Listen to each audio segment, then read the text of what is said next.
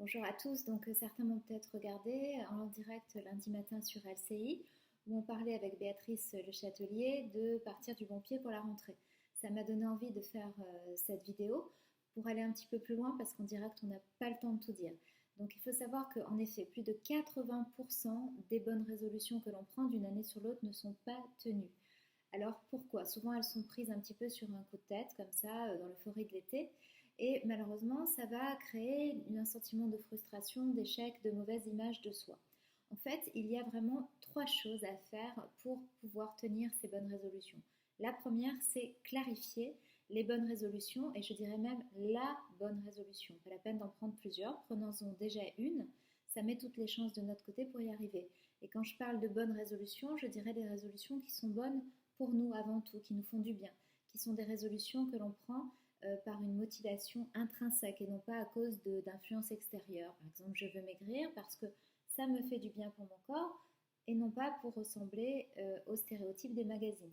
Et bien sûr, une résolution réaliste. Ça, c'est la première chose, donc clarifier les résolutions.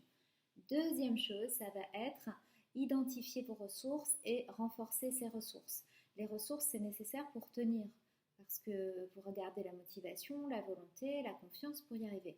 En sophrologie, on a plusieurs techniques. On a des outils de respiration notamment, ou d'évacuation des tensions, de retour pour parler de l'estime de soi, de retour à soi. Donc ça, ce sont des exercices physiques sur le souffle, sur les contractions, relâchements musculaires que je montre d'ailleurs dans la vidéo. Et on a aussi la visualisation, c'est-à-dire se projeter positivement, comme si on avait réussi notre objectif. Donc ça va apporter énormément de sensations agréables, positives au corps qui va donc être motivé pour continuer. Puisque en effet, le cerveau, lui, ne différencie pas ce que l'on vit actuellement de ce que l'on va imaginer, surtout quand on est dans un état de relaxation avancée où on travaille sur les cinq sens, l'activation des cinq sens. Donc là, c'est un outil très très puissant pour garder la motivation. Bien sûr, troisième chose, c'est calendrier. Je veux courir 10 km, d'accord, je ne vais pas courir 10 km comme ça en me disant cette année je cours 10 km. Non, je cours 10 km à partir de juillet l'année prochaine. Le 1er juillet, je cours 10 km. Mais pour cela, je me mets des étapes. De maintenant à décembre, par exemple, je cours 3 km. De décembre à Pâques, je vais courir 5 km. De Pâques à l'été, je vais courir 7 km, etc., etc. Et je vérifie ces étapes, soit avec l'aide d'un thérapeute, soit avec l'aide d'un ami. À chaque fois, je me dis, tiens, on est en décembre, est-ce que j'ai réussi, est-ce que j'ai fait ce que je voulais, oui ou non? Si oui, bah, très bien, je continue, ça me renforce dans ma motivation. Et sinon, peut-être revoir le calendrier.